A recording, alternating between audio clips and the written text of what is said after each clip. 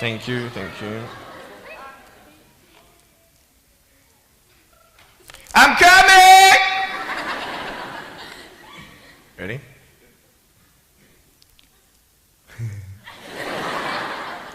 Hey, is that cool? Awesome.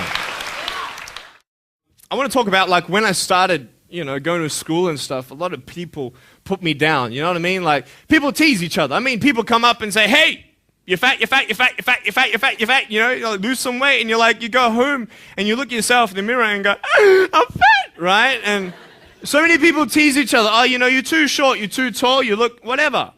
Different hair and all that. It doesn't matter. See, the thing is, when you're in school, when you're growing up in life, it actually sort of matters to people how you look. And then it matters to you because it matters to others. Why? Why does it matter how you look? Because if they don't like you, then who will? If they don't accept you, then who will? And the fear that we have is that we're going to be alone. That we're not good enough. And we have to change ourselves. And so many people put me down and say, Nick, you look too weird and no one's really your friend and you can't do this and you can't do that. And I couldn't change anything. It's not like just fixing my hair one day and everything's fine. It's not like, just whatever. I couldn't change my circumstance. I couldn't just one day wake up and say, hey, give me arms and legs. I need arms and legs. You know what I mean? Like, I went to a bodybuilder, and said, can you make me some arms and legs? No joking. Bodybuilder, you get it? Right? So this is the thing. I go up to people, can you give me a hand? Just joking. But it was so hard because people put me down. And I started believing that I was not good enough. I started believing that I was a failure. That I'd never ever be somebody who people would like or people would accept. And it was so hard, man. I thought to myself, I can't go on the soccer field like everybody else, and I can't ride my bike, and I can't skateboard, and all these sort of things. And I started getting depressed. I thought, what kind of purpose do I have to live? I mean, are you just here to live to die? I mean, is there not a purpose for me? Is there not a purpose in life? And I had questions and no answers. And I asked my mum and dad, why did this happen? I asked doctors, why did this happen? And they don't know. There are some things in life that are out of your control that you can't change and you got to live with. The choice that we have, though, is either to give up or keep on going. I want to ask you, what are you going to believe? Are you going to believe in yourself? Are you going to believe everybody else's judgment on you? Are you going to believe people when they say that you're a failure? When no one really likes you, no one really cares about you. And it's not really to say that, hey, you need someone to come up and say, hey, really, I like you, I care about you. No, it's not that, but it's the fact that people put you down. People don't even look you in the eye. People ask you how you are, and you say fine, but you're not fine, and they'll never know that.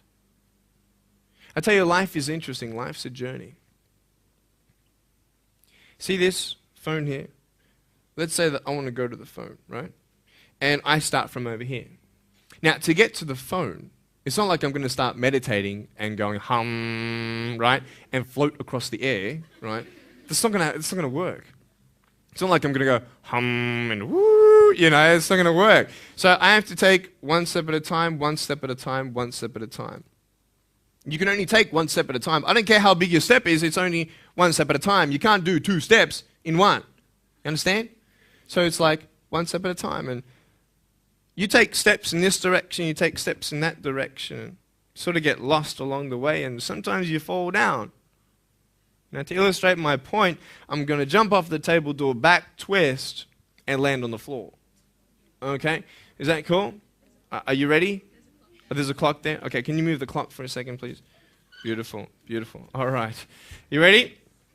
So, are you guys ready? Just let me know when you're ready. Are you ready? Okay, ready? 1, 2. I'm joking, man. Are you serious? Just put the clock back there. If I did that, I'll break my arm or something. You know what I mean? But honestly, along the way, you might fall down like this. Ready? Right? Hello! Right. So what do you do when you fall down? Get back up. Everybody knows to get back up, because if I start walking, I'm not going to get anywhere. But I tell you, there are some times in life where you fall down and you feel like you don't have the strength to get back up. You sort of put a mask on your face when you come to school and pretend that everything's okay when it's not, and you go home and lay in your bed when no one's looking at you, when you don't have to impress anybody, and you're yourself. And fear comes in. You know the fear that you have as soon as you walk into the doors of your house. Maybe there's a broken home. Maybe you have doubt in your life. Maybe you don't know for sure what's going to be happening in the future, and it scares you. Maybe you're worried about what people think of you, what people say about you. Just that fear paralyzes you. And I just want to ask you today, do you think you have hope? Because I tell you, I'm down here, face down, and I have no arms, no legs. It should be impossible for me to get back up. I mean, you go home and tie the legs and arms of your brothers and sisters and like push them down and see how long it's going to take them to get back up. You know what I mean? You know, you can tell them that you'll see them tomorrow. You know what I mean? But this is the thing. It should be impossible for me to get back up, but it's not. You see, I will try 100 times to get up, and if I fail 100 times, if I fail and I give up, do you think that I'm ever going to get up? No. But if I fail, I try again and again and again. For as long as I try, there's always that chance of getting up. Does that make sense? And it's not the end until you've given up. And just the fact that you're here should persuade you that you have another chance to get back up. There's still hope. I'm not here today to tell you that I understand your pain. I don't know how it feels to be abused. I don't know how it feels to feel, quote, fat and you've got an eating disorder. I don't know how it feels to have a broken home. I don't know how it feels. But I know how it feels to have a broken heart. And I know how it feels to be alone. And I want you to know that I found my strength in Jesus Christ, and you're going to find your strength in whatever you find it in. But I just want you to know that it's not the end. It matters how you're going to finish. Are you going to finish strong? And you will find that strength to get back up like this.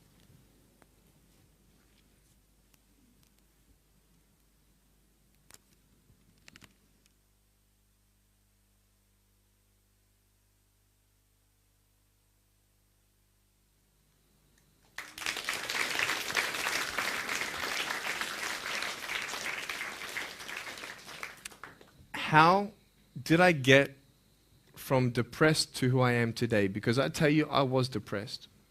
When I was age 8, I used to concentrate on the things I didn't have. I wish I had arms and legs, and I wish I could do this, but what can I do? You see, I have a choice, and that's what I want to talk about today, choices.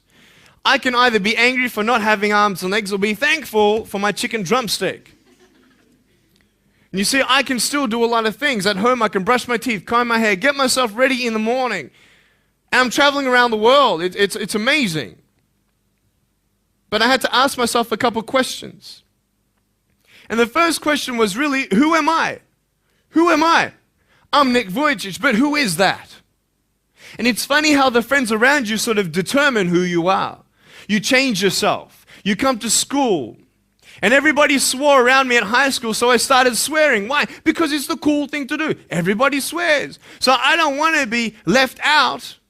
And I want to be accepted, so I started swearing. You go to a party, everybody's drinking, so you drink. Why? Well, everybody else around me is doing a big deal. And you start losing yourself, and you start putting your security in temporary things.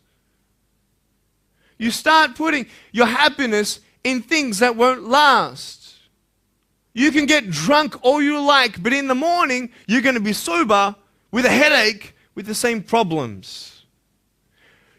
You want to be high the rest of your life on drugs? Everybody says, don't do drugs, don't do drugs. Well, why? Why do we even go there? It's either out of curiosity, peer pressure, or trying to escape reality. Basically, three things. That's why we go to drugs.